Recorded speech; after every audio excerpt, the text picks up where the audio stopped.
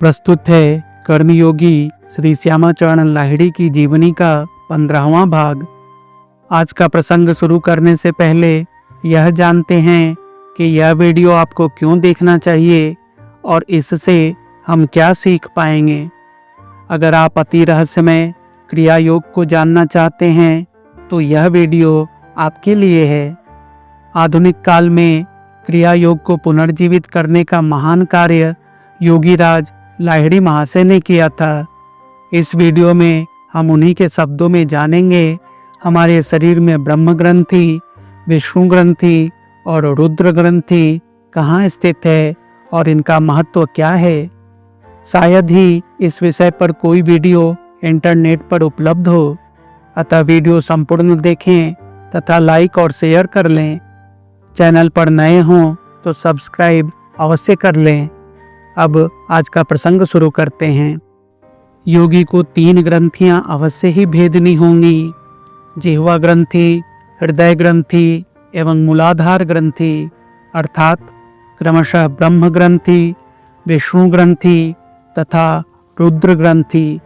इन 3 ग्रंथियों को जो भेद करने में सक्षम हो पाया है वही त्रिभंग मुरारी है।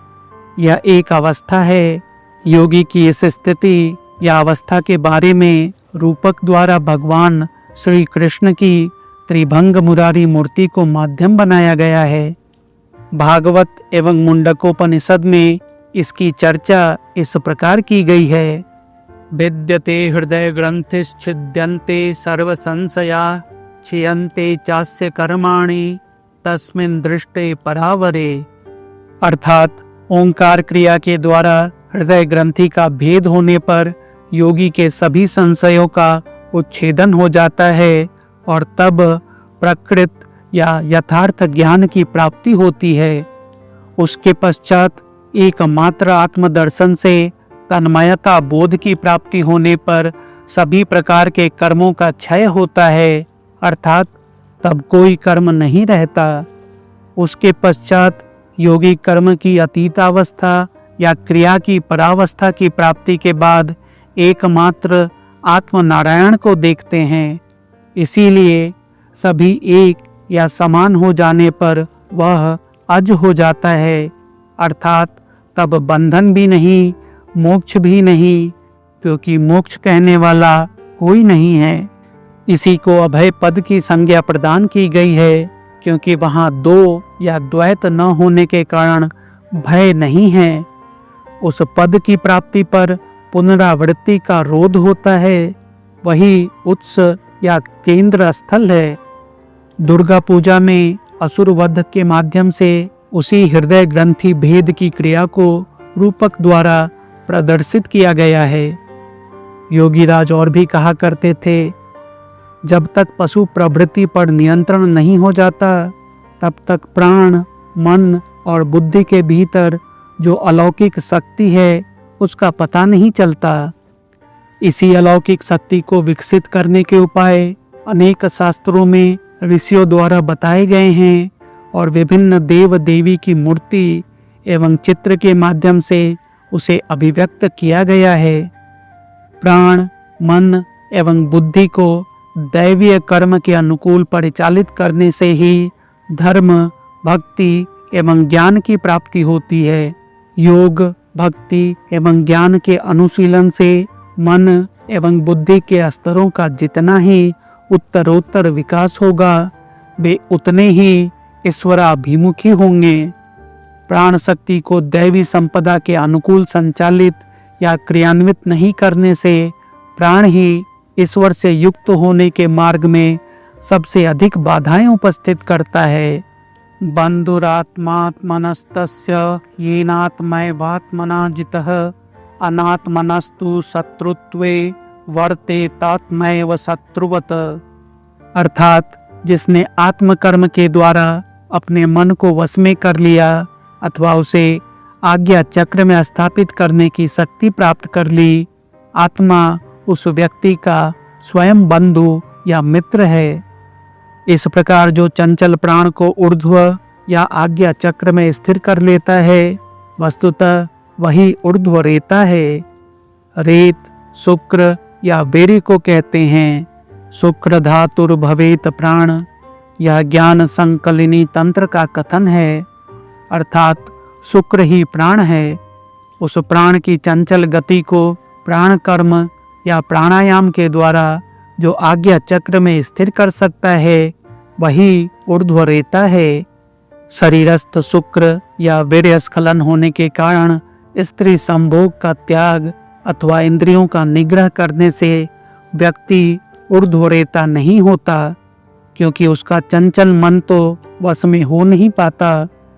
जो प्राण को इस प्रकार ऊर्ध्व या आज्ञा चक्र में स्थिर नहीं करते, उन अजितेंद्रिय व्यक्तियों का चंचल आत्मा ही अर्थात वर्तमान मन ही हर प्रकार के दुष्कर्मों के रूप में शत्रु भाव की सृष्टि करता है।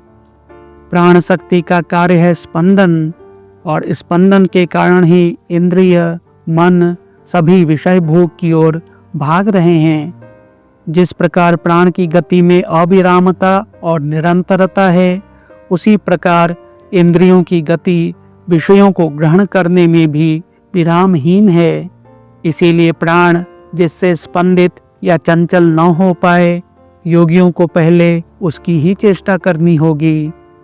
स्पंद दर्शन तंत्र योग शास्त्र की एक विशेष शाखा है, जिसमें स्पंद का स्वरूप, क्रिया आदि की वैज्ञानिक और योग सम्मत व्याख्या की गई है। जिस विद्या या कौशल के द्वारा प्राण स्पंदित न हो सके और दिव्य भावना के साथ जिसे प्राप्त किया जाए, उसे ही ऋषियों ने योग साधना की संज्ञा दी है। तस्माद् योगाय योजस्व योगः कर्मसु कौशलम, इसीलिए तुम कर्म युक्त हो जाओ जो अत्यंत सुकौशल युक्त है। प्राण क्रिया का कौशल ही योग है। इसीलिए समत्वम योग उच्यते, अर्थात समत्व को ही योग कहा गया है। इसका प्रधान या मुख्य अंग है प्राणायाम अथवा प्राण कर्म या आत्म कर्म अथवा निष्काम कर्म।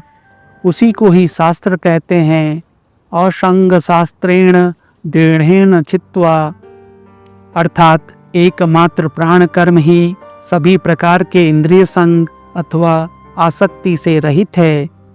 इसका अनुशीलन ही शास्त्र अनुशीलन है। दृढ़ता पूर्वक इसका अनुशीलन करते हुए सभी प्रकार के इंद्रिय संग या आसक्ति भाव को दूर करो, उन्हें छिन्न करो। इसीलिए मनुष्य शरीर जैसा कर्म क्षेत्र पाकर कभी भी प्राण कर्म की अवहेलना या उपेक्षा मत करो।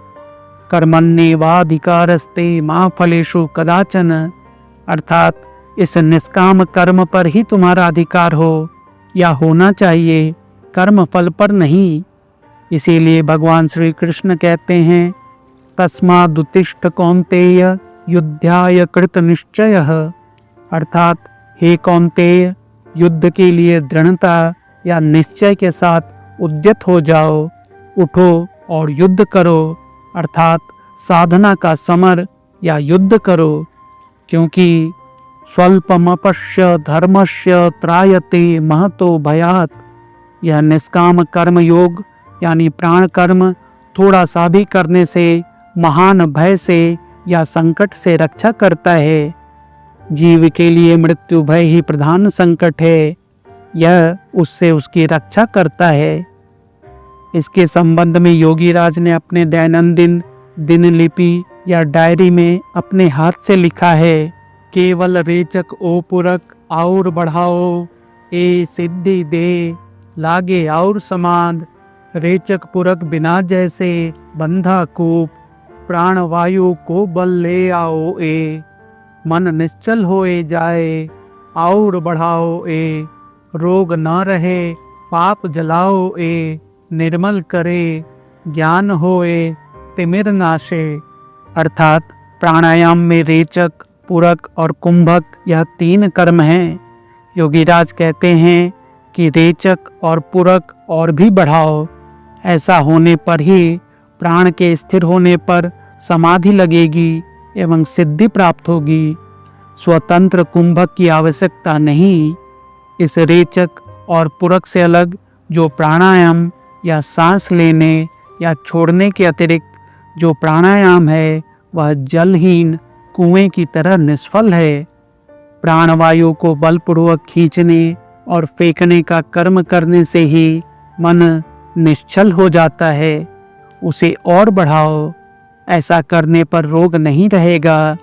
जन्म जन्मांतर के पाप समूहों के अग्रसित हो जाने पर मन निर्मल होगा, ज्ञान की प्राप्ति होगी और अज्ञान दूर होगा। इस अवस्था के अपने प्रत्यक्ष अनुभव के संबंध में उन्होंने लिखा है, श्वासा एकदम से बंद हुआ, बड़ा मजा, अब की मजा की बात कुछ कहीं ना जाए। अर्थात श्वास प्रश्वास सब बंद हो गए, बड़ा ही आनंद आया।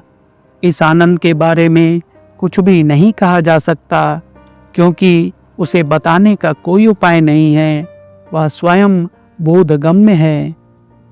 आज का वीडियो यहीं तक। वीडियो का अगला भाग जल्द ही प्रस्तुत होगा। वीडियो में अंत तक बने रहने के लिए धन्यवाद। फिर से आग्रह है, वीडियो को अधिक से अधिक लोगों तक पहुंचाने का प्रयास करें और चैनल को सब्सक्राइब करना न भूलें। धन्यवाद।